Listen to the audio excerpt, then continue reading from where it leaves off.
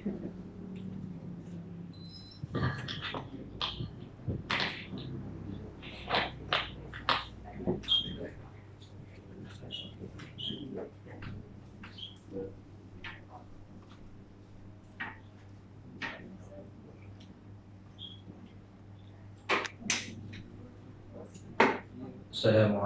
warahmatullahi wabarakatuh.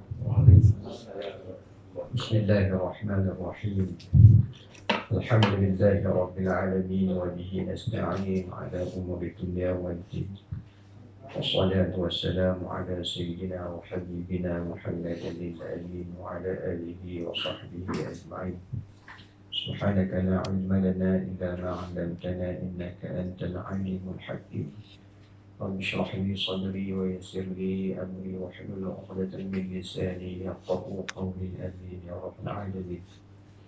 Tuan-tuan dan puan-puan, muslimin, muslimat, ayah-ayah, ibu-ibu yang dikasihi dan dirahmati Allah sekalian. Kita sambung pengajian kita dalam kitab Al-Tibyan fi Adab Hamalatil Quran. Kita sampai di muka surat 113. 113. Bab hukum hakam yang sangat berharga berkaitan bacaan Al-Quran dalam salat. Malam ni kita nak tengok hukum hakam, tapi tak mendalam sebab dia bukan kitab fiqh. Dia cuma Imam Nawawi, dia sekadar simpitan lalu sebab dia berkaitan dengan Quran, maka dia tidak detailkan seperti mana kitab fiqh. Kalau tuan-tuan nak tengok lagi tentang hukum hakam ni, tengoklah kitab fiqh kita fiqh lebih detail lebih detail. Ini secara umum sahaja. Baik. Qala al-musannif rahimahullahu ta'ala wa nafa'ana bi'ulumihi wa barakatihi fid dharain amin ya rabbal alamin. Bab hukum hakam yang sangat berharga berkaitan bacaan Al-Quran dalam salat. Kita nak tengok malam ni bacaan Al-Quran dalam sembahyang kita. Tang mana kita perlu baca, tang mana kita tak perlu baca. Baik. Maka kata musannif, aku cuba, yakni Imam Nawawi kata, aku cuba sedaya upaya untuk meringkaskannya kerana ia begitu masyhur dalam kitab-kitab fiqh. Jadi dalam pada bab ni Imam Nawawi ni tuan-tuan, dia sedaya upaya dia meringkaskan dari segi penerangan tentang hukum hakam. Kerana apa? Kerana penerangan hukum hakam ni kalau kita buka kitab fiqh memang terperinci jadi kitab ni bukan kitab fiqh, cuma dia nak abangnya sebab dia berkaitan dengan Quran dan adab-adab membaca Quran. Tak dapat tidak seseorang pembaca Al-Quran tu dia kena tahu juga sedikit sebanyak tentang hukum hakam yang berkaitan dengan Quran dalam solat. Sebab tu Imam Nawawi kata sedaya upaya untuk dia meringkaskan ringkasan rumusan rumusan saja. Baik. Antaranya wajib membaca Al-Quran dalam solat fardu menurut ijma' ulama. Ulama berijma'. Apa makna ijma' ni tuan-tuan? Adalah sepakat para ulama. Kalau seluruh ulama ni ada 1000 lah kita kata, kan ada pun 1 juta lah para ulama, semua sepakat setuju kata kena baca Quran dalam solat. Wajib baca Quran dalam solat. Quran tak kira ni Quran ni dia umum, dia tak ni kata ustaz. Quran ni tak Fatihah pun Quran juga. Yasin pun Quran juga. Dia kata jadi ijma' terhadap wajib baca Quran dalam solat. Kena baca Quran, tak boleh tu baca hadis. Gitu. Baik. Ada orang baca syair. Dalam kena tahulah tuan-tuan, ayah-ayah, ibu-ibu sekalian, sebab tu kita kena mengaji Quran. Sebab apa? Sebab Quran itu ibadat kita. Sebab tu anak-anak kita bila kecil-kecil kan, kita tak ajak apa, kita ajak Quran dulu. Kita ajak adibu auladakum biqiraatil Quran. Kan? Wa ajaklah, didiklah anakmu itu dengan baca Quran. Kan? Kita duk ajak dia baca, hantar pergi mengaji malam-malam ni. Adik-adik yang mai semayang tadi ni tak pergi mengaji Quran. Kan itulah pendidikan awal kepada mereka adalah mengenal kalam Allah. Mengenal kalam Allah. Gitu. Tua pun kena mengaji juga. Saya ni mengaji kata waktu muda ya, tua-tua tak nak kena mengaji. Quran ni kena mengaji. Daripada muda sampai ke tua, sampai ke mati lah kena mengaji lah. Sampai kita mati pun orang mengaji ke kita.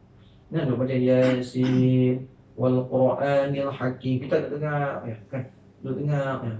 Innaka laminal mursalin kan. Dulu kita duk baca Quran. Hari ni orang baca dekat kita. Sebab tu hafazlah Quran. Kita dengar Quran tu tenang hati. Tenang hati. Orang tak menyanyi kat kita. Kan? Orang tak main duk lagu negaraku. Kan tak lah.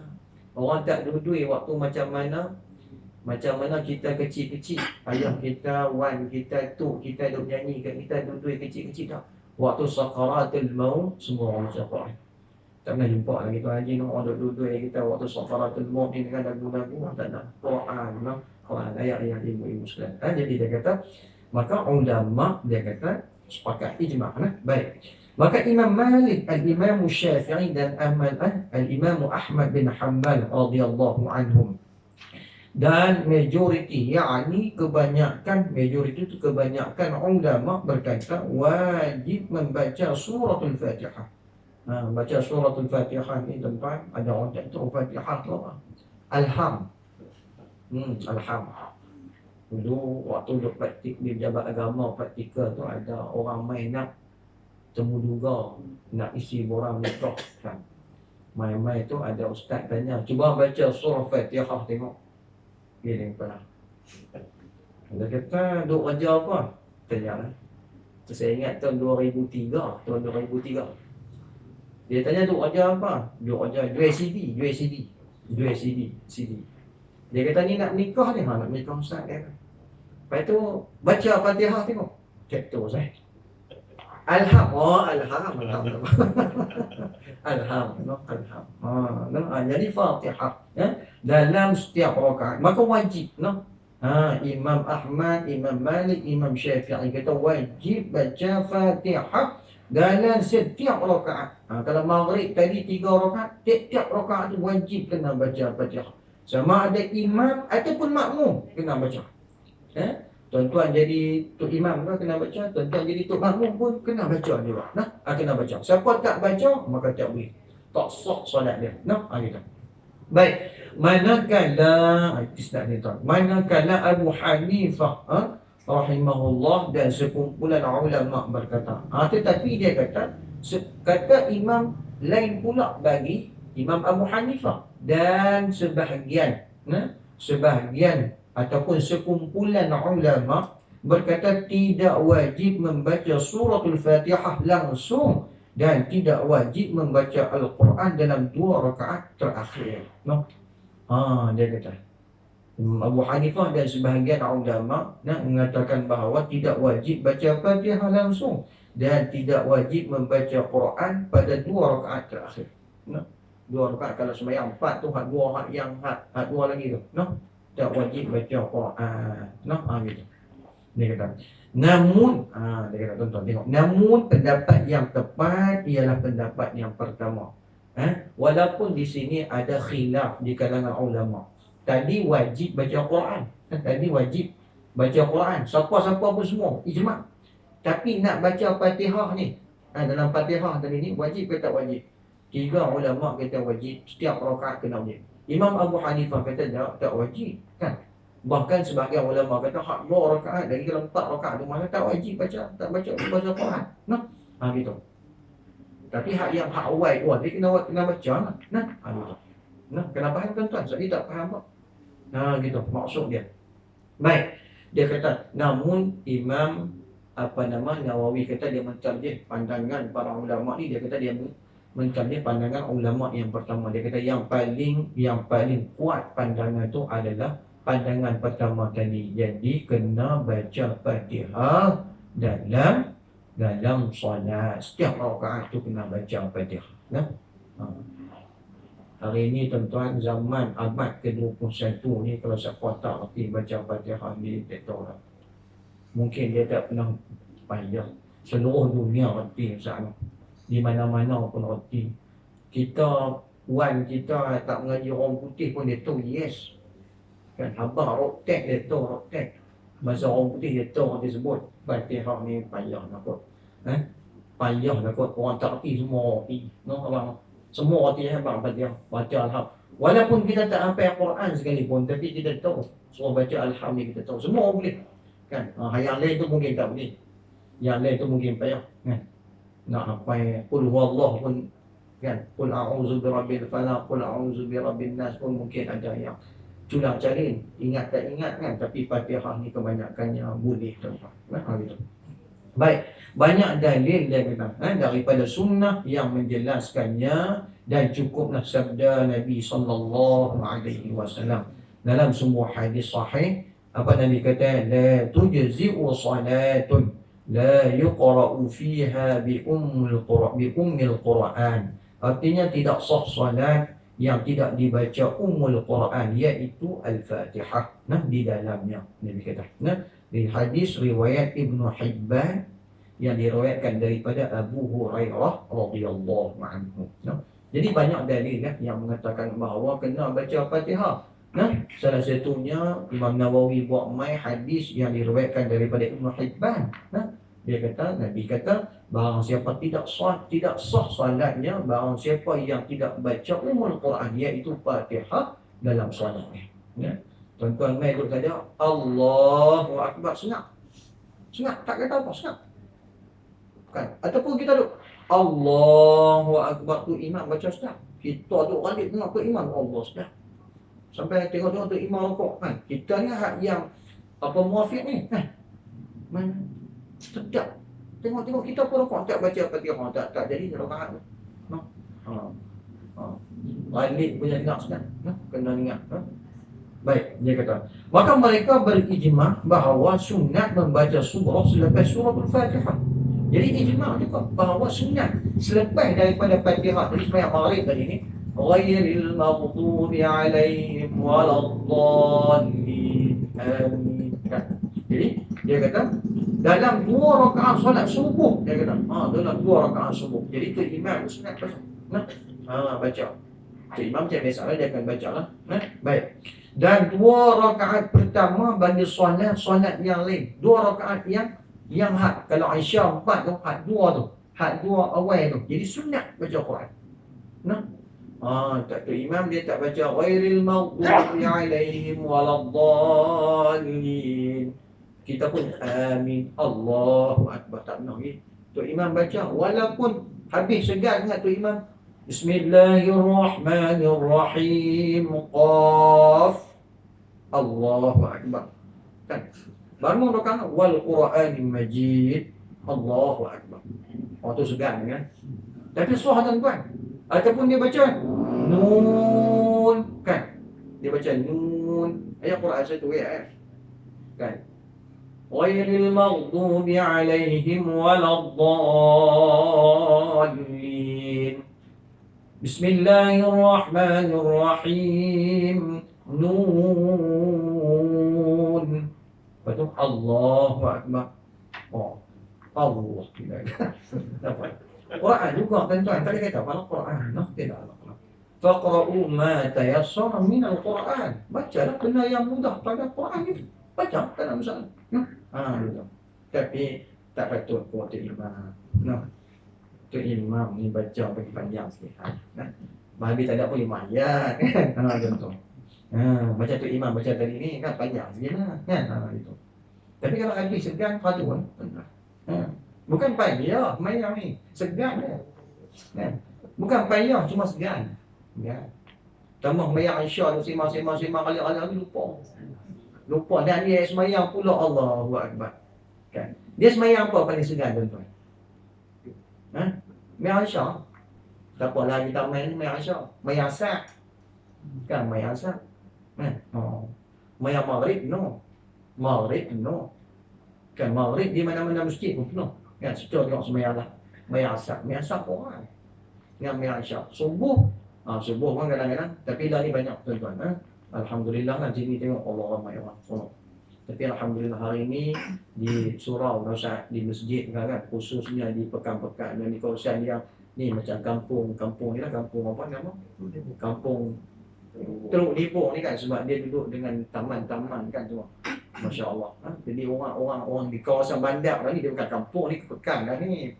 Kampung tu macam kampung saya tu kampung lah. Kan? Ramai orang tuan-tuan, ramai ayah-ayah, ibu-ibu Islam pakat sembahyang mai. Tambah hari Jumaat tu Allah. Cuba tak buat tu apa? Sujud sejadah, cakap kat belakang ni. Oh. Jadi orang nak alhamdulillah. Allah buka pintu hati kita. Nah, Allah buka pintu hati kita. Nah, alhamdulillah. Baik dia kata. Nah, tetapi tengok tuan-tuan. Tetapi berselisih pendapat mengenai hukum sunat membacanya dalam rakaat ketiga dan empat. Hak tadi ni dia kata sunat baca rakaat yang kedua, pertama dan kedua. Adapun yang ketiga tu dan keempat tu sunat ke tak sunat, maka khilaf di kalangan para ulama. Nah, baik. Bila kata khilaf ni tuan-tuan, bila kata khilaf ni makna kata apa yang patut ada dalam kepala kita. Tuan-tuan, bila kita sebut khilaf ni dia perselisihan. Makna kata ada yang kata sunat, ada yang kata tak lah. Faham tak? Macam tu. Bila kita baca kitab ni, bila kata khilaf, ada yang kata khilaf. Apa hukum ni? Khilaf. Bila khilaf tu ada yang kata boleh, ada yang kata tak boleh. Macam tu. Gitu. No? Dia tu maksud khilaf. Nah, gitu. Baik. Maka Asy-Syafi'i, Al-Imam Asy-Syafi'i rahimahullah mempunyai dua pendapat dalam hal ini. Nah, menurut qaulul jadid, menurut qaulul jadid, pendapat baru. Nah, ia disunatkan. Menurut pandangan yang terbaru, pendapat yang terbaru, maka Imam Syafi'i kata sunat. Manakala qaul qadim, pendapat lama pula tidak disunatkan. Qaul yang lama dia kata tak sunat. Tuan-tuan tahu tak, ni saya nak cerita sikit ke ayah-ayah, ibu-ibu sekalian, secara ringkaslah. Imam Syafi'i rahimahullah, dia ada dua qaul. Saya boleh kita dengar qaul qadim, qaul jadid. Apa maksud qaul qadim? Apa maksud qaul jadid? Qaul qadim ni tuan-tuan, satu pandangan dia, ijtihad dia. Ijtihad terhadap hukum hakam ketika mana dia berada di Iraq. Dia berada di Iraq. Yang mana sebahagian ada ulama mengatakan tertulis, didokumentasikan dalam kitab dia. Jadi sana Al-Hujjah kalau tak silap saya.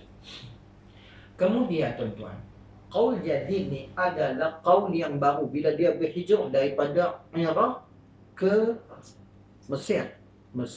Maka di situ dia panggil qaul jadid, ijtihad terbaru dia.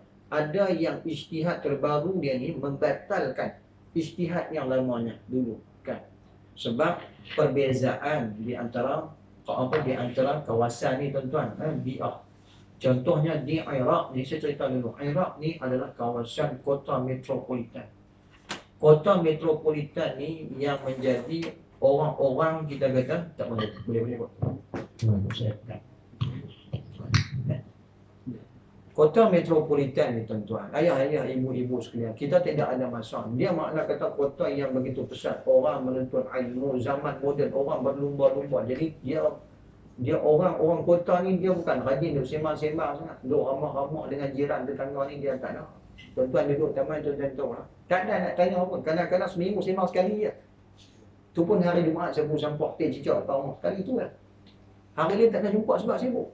Adapun di Mesir ni tuan-tuan, dia kawasan yang kita kata kawasan yang agak taklah berkembang seperti mana ni. Jadi kawasan masyarakat dan dia tu dia berbeza dengan di Iraq.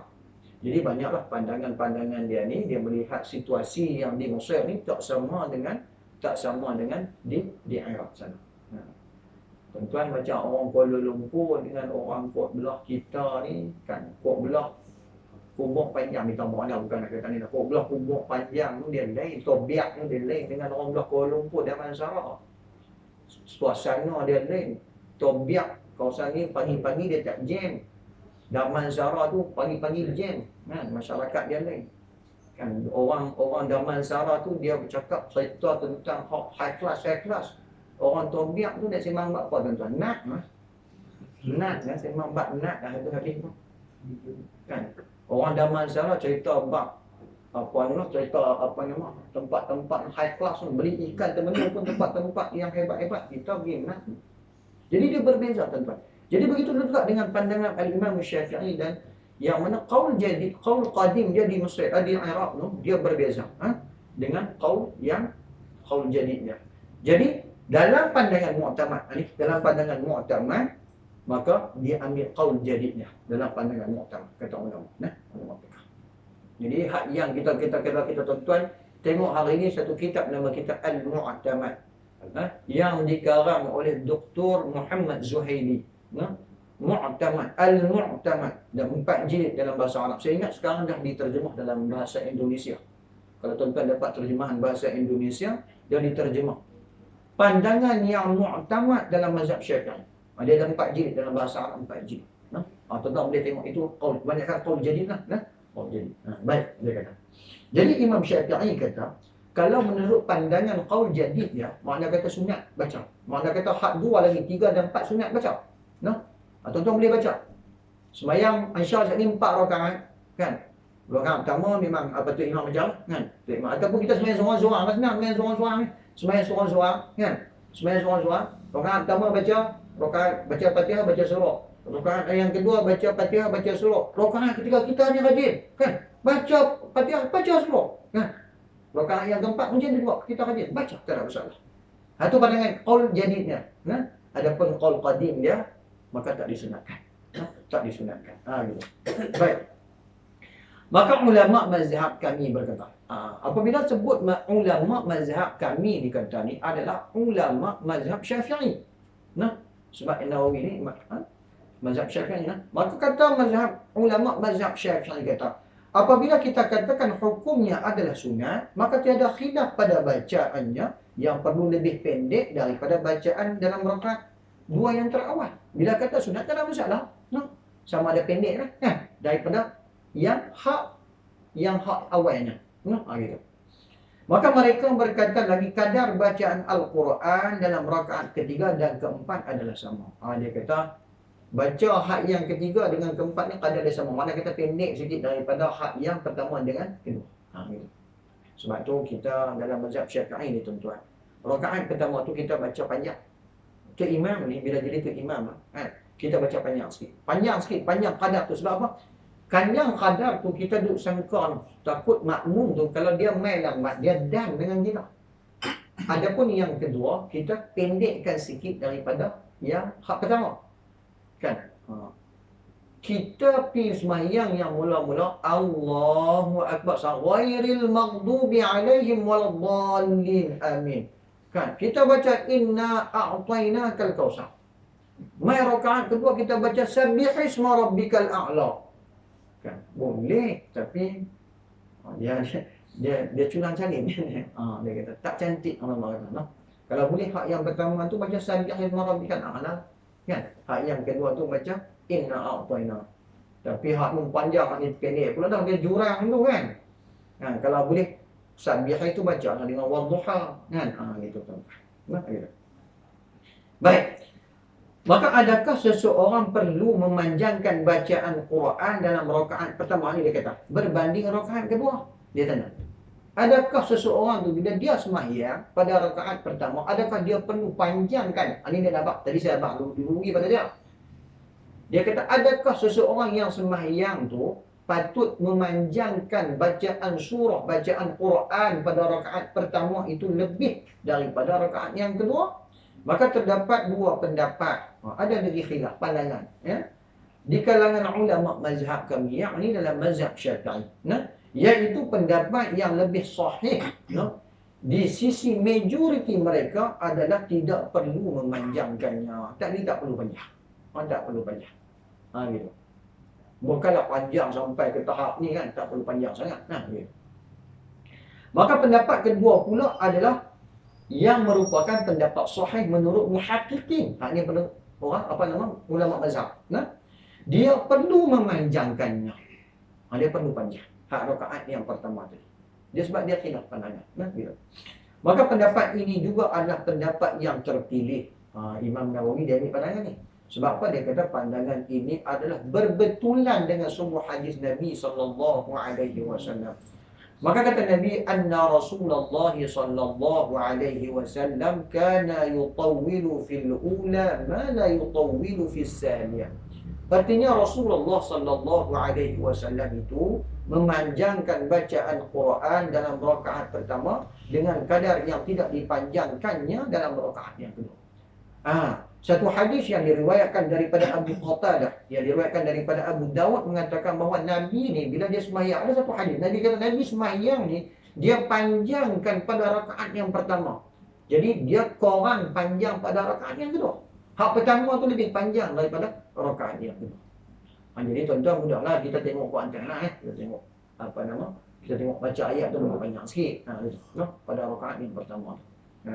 Sebab tu hak ni kena tahu siapa-siapa yang nak jadi imam kan. Imam ni semua kena jadi. Kita sebagai seorang suami kena jadi imam.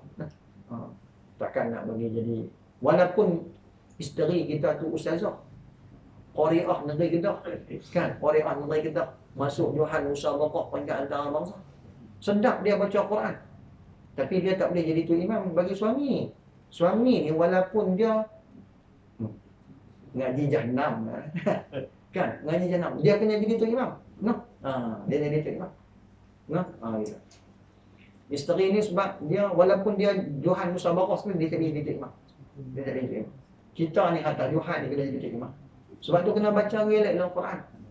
Kan, pedua bagi elok-elok tuan-tuan. Saya faham, kita faham. Bila mai tua ni, bila gigi tak ada pun kita payah nak baca. Payah nak baca, gigi tak ada kan. Pakai gigi palsu tuan-tuan. Nak sebut hamas tu, huruf yang mahmus tu, nak bunyi qul a'udzu bi rabbin nas. Nak bunyi tu kan, nak bunyi bukan kita buat tak boleh gitu. Sifat huruf tu nah. Qul a'udzu bi rabbin nas kan. Dia hamas, dia sifat apa nama huruf hamas. Dia main tu kan. Kita hak pakai gigi palsu ni, nas tu puih terkeluar kan. Yang puih terkeluar kan. Tapi kena pedua lah, pedua bagi elok kan. Kita makan pulut sekaya boleh pedua, tak pergi gigi cebut, takkan nak baca Quran tak boleh kan. Kena jaga. Jangan kena pergi elok. Allahu akbar. Gitu. Maka Nabi SAW diceritakan, dia kata dia pun panjang pada pertama dan tidak dipanjangkan pada rakaat yang kedua. Maka faedahnya tuan-tuan. Apa faedahnya? Sebab dia mesti ada faedahnya. Sebab Nabi buat gitu, Nabi nak tunjuk contoh kepada kita. Mesti ada sebab. Sebab faedahnya dia kata ialah orang yang terlewat datang boleh mendapatkan rakaat pertama. Dia kata Allah SWT.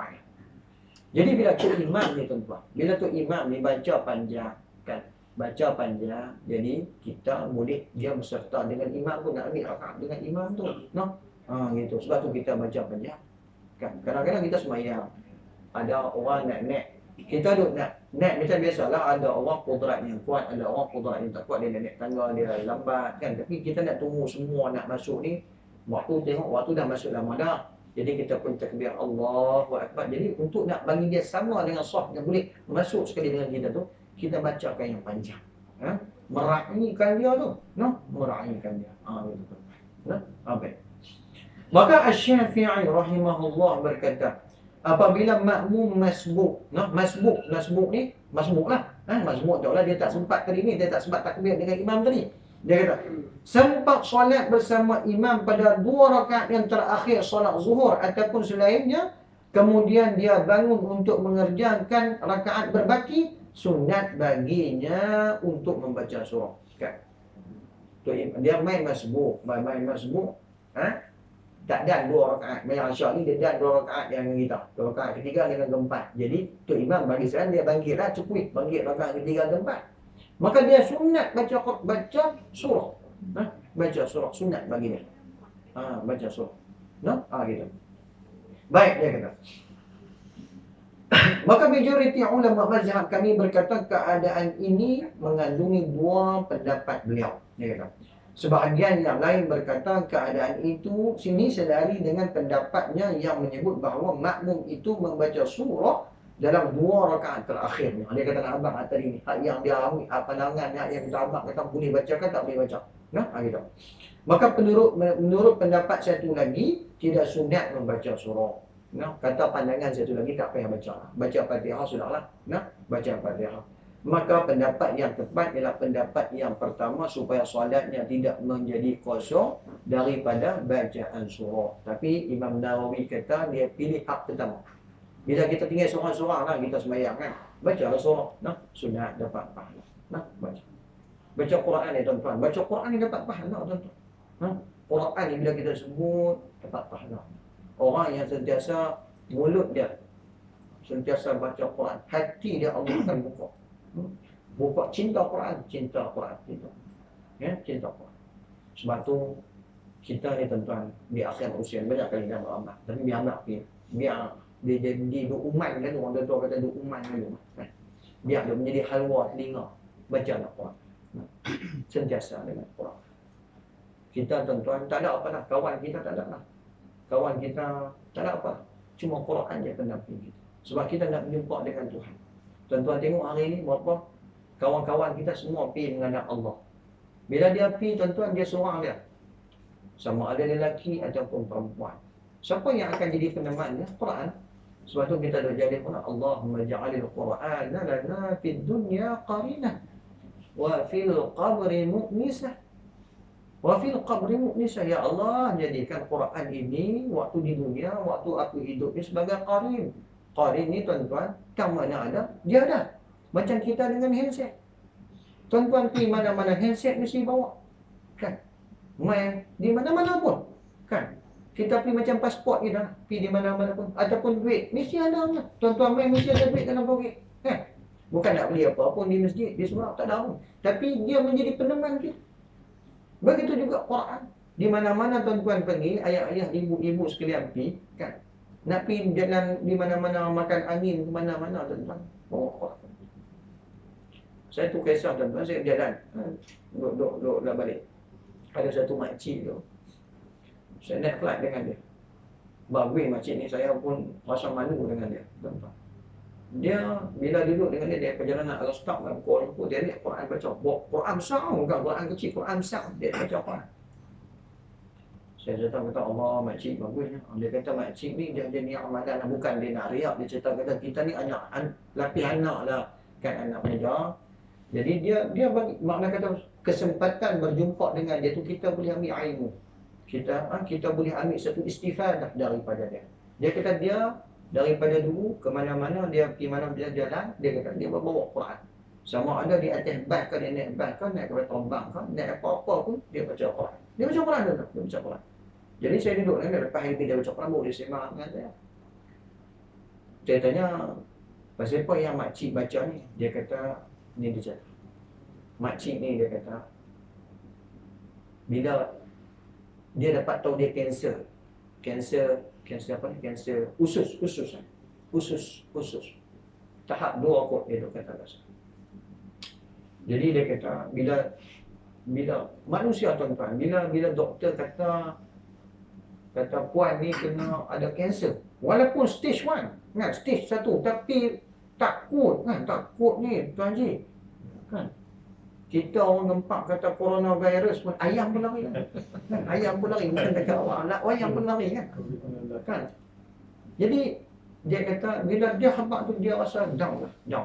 Dia punya macam kita lah kan. Ayah-ayah, ibu-ibu sekalian, bila doktor kata cik kena kanser, walaupun stage pertama ni, stage kedua ni boleh baik sah. Ada dan ketiga dia hukum adat ni dia boleh baik kita buat kemo dan sebagainya insya-Allah. Kan, stage 4 pun boleh baik dengan izin Allah, tak ada masalah.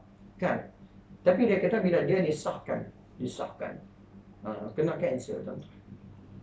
Jadi di samping dia berubat tuan-tuan, Quran sebagai peneman dia. Quran sebagai peneman, dan dia pegang bahawa Quran itu syifa. Kan? Wa nunazzilu minal Quran ma huwa syifa. Wa rahmatul lil mu'minin wa la yazidu zalimina illa khasara. Sebab tu saya ceritalah kat tuan-tuan kan, syifa ni ada dua kan. Satu syifa bila memang dia baik. Yang kedua syifa dia dalaman hati dia kan, syifa tenang emosi dia. Jadi dia kata bila dia baca Quran, hati dia tenang. Sampai sekarang dia tak ada masalah dengan Quran. Dia jadi nak biar Quran jadi peneman. Saya pun tak tanyalah, makcik dah baik ke tak lah, kita pun tak nak lah. Duk cerita ni, dia cerita kita ni istifadah Quran ni. Dia nak kata Quran ini sebagai apa nama ni lah, qarin dia lah. Kan? Hak dunia tu sebagai qarin. Wa fil qabri mu'nisah. Dan waktu kita mati dia lah sebagai peneman kita. Hak dia semua balik tuan-tuan. Semua balik. Kan? Bila kita tengok liang lahat tu, tak gerun kita ni, ayah-ayah, ibu-ibu sekalian kan. Kot sini apa nama buat khana dia tengoklah kan. Mungkin khana pun kot sini kan. Tapi bila kita tengok liang lahat, orang buat liang lahat tu gerun kita ni. Orang lembu papan ribu tengok. tak tahu nak balik cerita ni. Siapa yang meneman tuan-tuan? Quran. Sebab tu kena selalu banyak Quran. Jadi dia nak habaq di sini sentiasalah baca Quran. Salah satunya sunat dia baca Quran, nak ambil pahala tu Quran tu, supaya sentiasa mulut kita ini membaca, membasahi bibir kita dan lidah kita dengan ayat-ayat Allah, kalamullah. Gitu. Baik, dia kata wallahu a'lam. Maka ini adalah hukum bagi imam dan orang yang solat sendirian. Tapi hak ni bagi imam dan orang yang solat bersendirian. Contoh sembahyang seorang-seorang, boleh baca. Tapi tu imam kita tak nak baca apa. Tu nak baca apa no. Kita ambil hak menangan kedua. Sagi Aisyah sagi tu imam baca rakaat ketiga baca surah Allah. Oi, dia tu. Kok mana pula ni? Baru rakaat keempat pun baca pula. Kok mana cerita? Ngaji kok mana ni? Jadi dah nampak. Baik, dia kata. Maka bagi makmum, jika solatnya ada siriyah, solat yang siriyah, solat yang secara slow, tak jahriyah, dia kata. Solat yang siriyah tu solat apa tuan-tuan? Solat lohor, orang panggil lohor, orang panggil lohor asyak, lohor asyak. Dia kata. Maka dia wajib membaca Fatihah dan sunat baca surah. Gitu. Maka jika solat tersebut adalah jahriyah, dia kata dan dia mendengar bacaan imam, makruh baginya membaca surah. Kalau solat jahriyah tuan-tuan, kita dengar tu imam baca darah ni kan, maka sunat kita tak payah baca. Tak payah baca, tak payah baca. Kita dengar tu imam baca. Hayati tu imam baca. Tuan-tuan, Quran ni bila kita hayati kan, kita tahu makna dia. Kita rasa Allah, kita rasa tak tahu hati kita kan. Kita hari-hari Jumaat bukan tuan-tuan.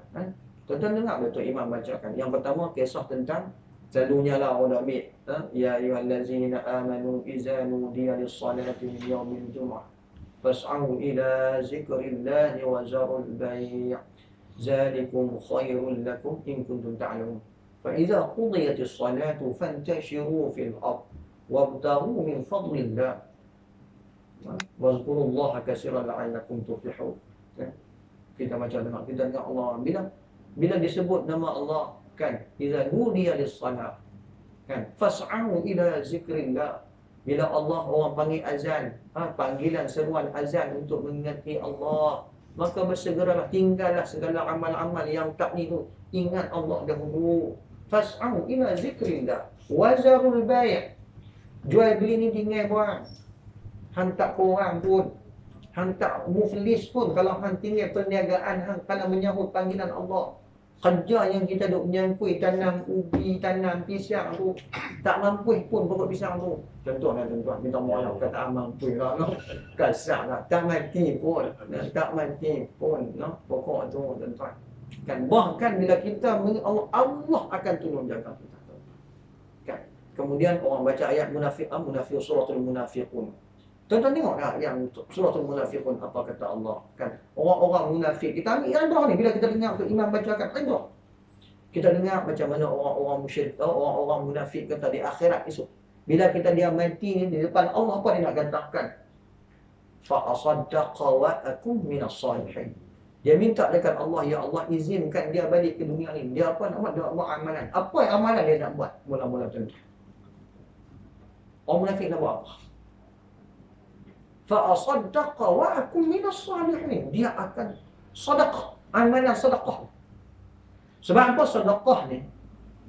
Dia cukup besar. Bila orang baca Quran tentang ni, kita baca, kita menghayati, kita dunia ahli nak so kita menghayati bacaan tu imam kan. Rupanya sedekah ni bila kita mati ni, dia memberi satu implikasi yang cukup besar pahala Tuhan bagi kita. Orang yang sentiasa bersedekah di jalan Allah kan. Tak kira sedekah seringgit ya, sekupang pun dengan ikhlas hati. Maka sesungguhnya sedekah itu di depan Allah esok ni, sedekah, pahala sedekah itu akan menjadi penolong dia di depan Allah. Allah buka pintu, dia tahu tu dia mati orang-orang yang tadi, orang-orang yang tidak, orang munafik nifak dengan amalan nifak ni. Bila dia main macam tu tentang bila dia mati berjumpa dengan Tuhan, dia nak minta kat Tuhan balik amalan dia nak mula-mula dia nak buat lain daripada hal lain lah. Pertama sekali nak sedekah. Sebab apa? Sedekah yang ulama kata apa? Dua. Sebab dia berdua manfaat. Satu, Dia boleh menghilangkan kecintaan dia kepada dunia. Yang kedua, dia boleh memanfaatkan ummah dengan sedekah. Dia boleh menolong orang. Adapun solat, puasa, hak dia. Dia hak menolong dia saja. Tetapi sedekah ini dia dapat menolong ramai. Menolong dia menghakis nafsu-nafsu, sifat kecintaan kepada dia, hubbud dunya, hubbul mal tu, kan? Oi, orang ada duit ni, kita ni, lepas tu bila tak ada duit ni kan, minta, ya Allah bagilah aku kaya, ya Allah bagilah rezeki, kan? Kalau aku dapat 100,000, aku bagi sedekah untuk buat masjid. Bila sampai dia dapat 1 juta, menang Alfa tuan-tuan, ataupun CD simpanan premium DSN, dapat juta. Orang main minta buat masjid, dia tarik balik tanah. Dia bagi bukan kata dulu 100,000 kan nak bagi. Dulu 100,000 ni banyak lah. Banyak. Pasal dia ambil RM5 lagi. Yang main tu budak-budak kan dia banyak. Tuan-tuan. Sebab kita ada cinta dunia. Jadi seorang ni banyak kan? Banyak. Sebab tu ulama kata, kalau boleh tuan-tuan, ayah-ayah, mai, ibu-ibu sekalian, waktu subuh tu sedekah. Sengit ambil buk dalam tabung. Kalau tak mau bulan tabung, sedekah agak orang. Anak-anak, budak-budak pergi sekolah kan, bagi nak cik, ambil RM5 pergi sekolah. Sedekah lah, RM2. Sedekah. Buat amalan tu. Sedekah. Bagi RM2. Ya. Amalan tu. Sebab amalan tu akan menolong kita di depan Allah Azza wa Jalla. Dia tak perlu banyak. Tak perlu apa cek bagi tak. Ikhlas kita berupang, tapi amalan kita konsisten. Setiap hari kita bagi RM2. InsyaAllah tuan-tuan buatlah tuan-tuan. Mana yang mampu lah. Mana yang mampu. Mana yang tak mampu janganlah. Gitu. Baik.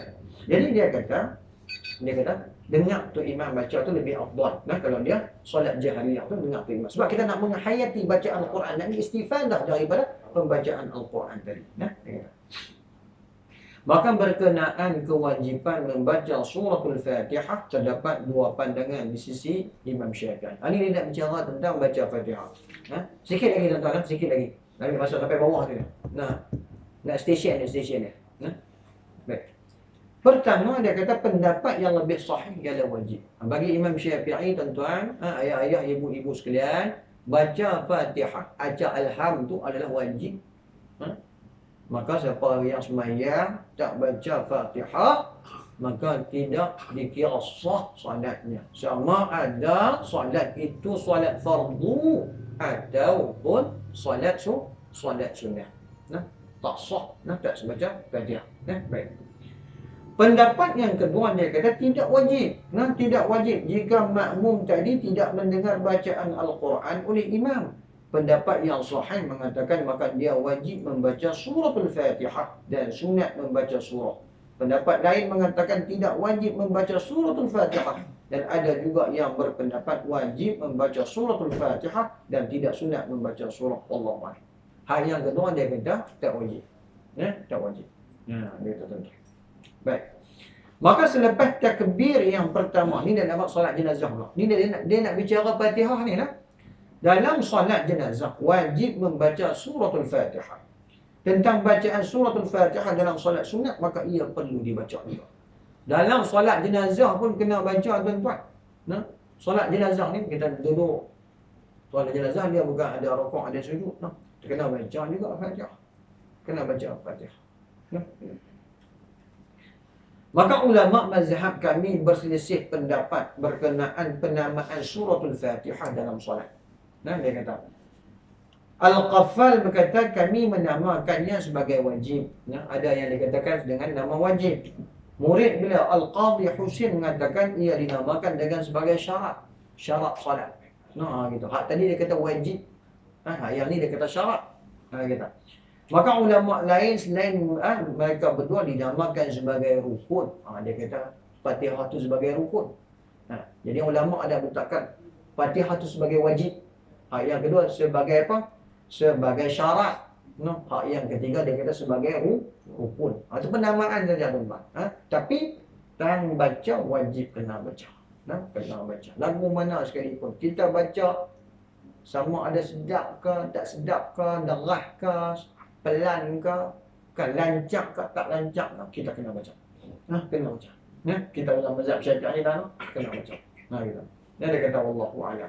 Maka dalam situasi ini, orang yang tidak mampu membaca keseluruhan suratul Fatihah perlu membaca bacaan ganti baginya.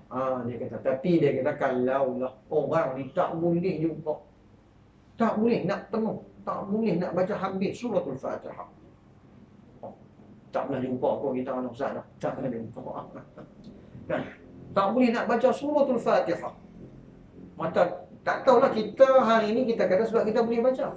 Tapi mungkin ada di sana, sebab itu Imam Nawawi tulis, dia kata, mungkin ada di sana orang yang tidak mampu, berkemampuan baca suratul Fatihah. 7 ayat tak mampu nak baca. Kan? Dia kata. Maka perlu membaca ganti baginya. Baca ganti. Tak kira lah baca 7 ayat. Yang surah ayat Quran. Menggantikan bacaan suratul Fatihah. Ya Allah. Tahu sangat orang tak boleh Fatihah ni. Allah. Kalau batu satu orang dia kata meninggal lah tuan-tuan, dia tuan haji pada dia duduk di Batu Lapan. Dia kata cik, masa aku kecil lagi lah, kita ada orang budak-budak. Dia kata cik, dia pesan cik, dia kata orang yang cerdik ni, dia kata orang yang boleh baca Quran je. Orang tua-tua orang pergi pondok, kita budak-budak. Dia pesan dia kata, saya tanya dia, Pak Long, apa yang dikatakan mengikut pandangan orang tua, orang cerdik ni orang yang macam mana? Kita duk kata orang cerdik ni orang baca kitab, hafal kitab gitulah, hafal matan. Dia kata dia kata cik, dia kata orang cerdik ni dia orang yang boleh baca Quran. Boleh baca Quran. Tu orang cerdik ni. Maka orang jahil ni orang yang tak boleh baca Quran. Sebab kalam Allah dia tak boleh baca. Dia tak boleh baca. Macam mana kita nak katakan dia cerdik? Sesungguhnya dia jahil, jauh daripada Tuhan. Kita nak dekat dengan Allah ni tuan-tuan, kita kena baca rajin baca kalam Allah ni. Quran kena bau hati kita dekat dengan Allah. Bau hati kita rasa ketakwaan kita, ketaatan kita dengan Allah tu dekat. Adapun orang yang jauh tak reti baca Quran, Allahu Akbar. Tak boleh baca Quran. Saya cerita dah kat tuan-tuan, tapi ada juga belum tak nak. Tapi dia, saya cerita dah kat tuan-tuan, kat ayah-ayah, ibu-ibu sekalian kan, satu kisah dulu kan, yang mana dia tak boleh baca Quran kan. Saya nak ulang balik lah. Nak ulang balik kan? Ulang balik sikit kan, cerita sikit. Satu orang bermimpi, dia kata dia lalu perkuburan tu, dia pergi satu perkuburan, dia lalu seorang alim, ni cerita lah tuan-tuan, cerita. Dia pergi satu perkuburan, dia kata dia tengok perkuburan tu cahaya, bercahaya, dia kata bercahaya. Maka dia pun pergi, dia tak tahu sampai dia ni, bagi dia mungkin ni makam wali Allah. Maka dia ambil satu kayu, dia cacok. Dia cacok ada tu. Sebab dia tengok bercahaya. Sebab dia pun orang alim, yang Allah buka ni. Dia ambil, dia jalan lepas tu perkuburan, dia tengok kubur bercahaya. Maka dia ambil kayu, dia cacok esok. Esok ni dia mai, dia cari, dia tanya, kubur siapakah ini? Orang pun kata heran, pasal apa hang tanya kubur kawan ni? Kawan ni bukan ada apa pun, bukan tu urusan, tak ada apa pun. Kata. Dia kata kubur siapakah ini? Dia kata. Maka dia kata, kenapa tuan bertanya? Dia kata tak, dia tak cerita lah pasal tu. Dia kata kubur ni orang biasa. Dia kata fulan bin si fulan. Dia kata, bolehkah aku mengetahui dengan lebih lanjut mengenai orang fulan bin si fulan ni, kubur ni, tuan kubur ni? Dia kata dia tidak ada keistimewaan apa pun, melainkan orang biasa saja. Tak ada orang kampung macam ni. Kan? Tak ada apa. Oleh kerana kalau tuan nak tahu, dia kata tuan pergi tanya isterinya yang berada di hujung kampung. Maka dia pun berjalan. Jalan pergi jumpa, bagi salam, jumpa dengan isteri dia. Kata isteri dia tanya, ya kan? Dia kata, kubur suamimu kah tadi yang dia kata, ya, kubur suami. Dia kata, apa amalan suamimu? Adakah suamimu ni orang ni? Dia kata, dah, orang laki dia. Bini tahu, lelaki tahu mana tak usah bohong. Kita tak usah belaga alim, kata anjing nak lagu mana pun, bini tahu, panggil kita. Bini tahu lah kita ni cengih ke apa orang kan, kita tahu lah depan orang, ya. Angkat tangan ni, tunjuk tahu siapa.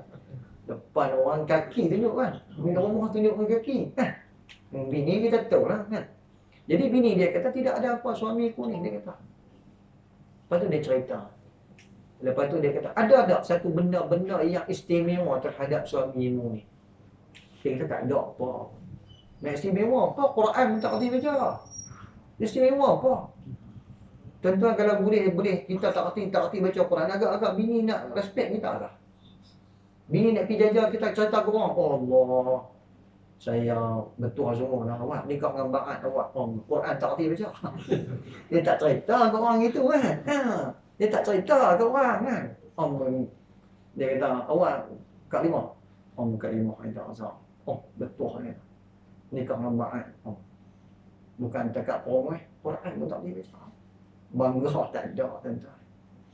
Jadi dia kata bila dia cerita tu, dia pun heran. Dia kata, ada sesuatu benda yang kamu tengok pelik terhadap suami. Dia kata, ya, dia kata.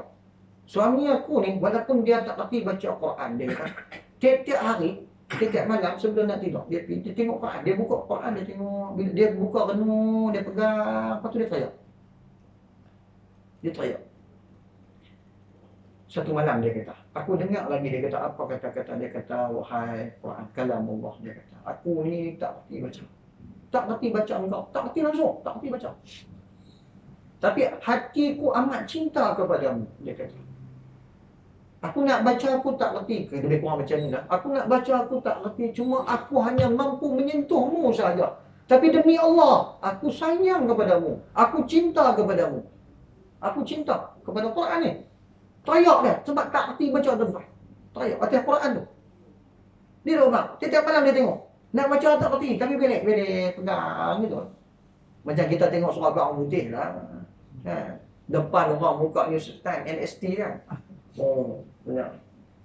Dia tengok lama, kalau orang tengok kita lama sikit. Kalau orang tak tengok gambar lah. Orang tanya, berarti ke tak? Tengok gambar. Kan? Lepas tu orang tengok itu, tapi kita terpesona dengan surah Baqarah putih tau. Tengok. Bila orang tengok kita pegang surah Baqarah putih tuan-tuan, dia rasa lain tau. Daripada pegang utusan Malaysia. Dia rasa lain. Kan? Macam itulah dia tadi ni tuan-tuan. Dia pegang Quran, hati dia teriak. Sehingga kan dia wakmai kepada isteri dia wakmai Quran ni tuan-tuan kepada kawan ni tadi. Nampak bekas titisan ayat mata tu.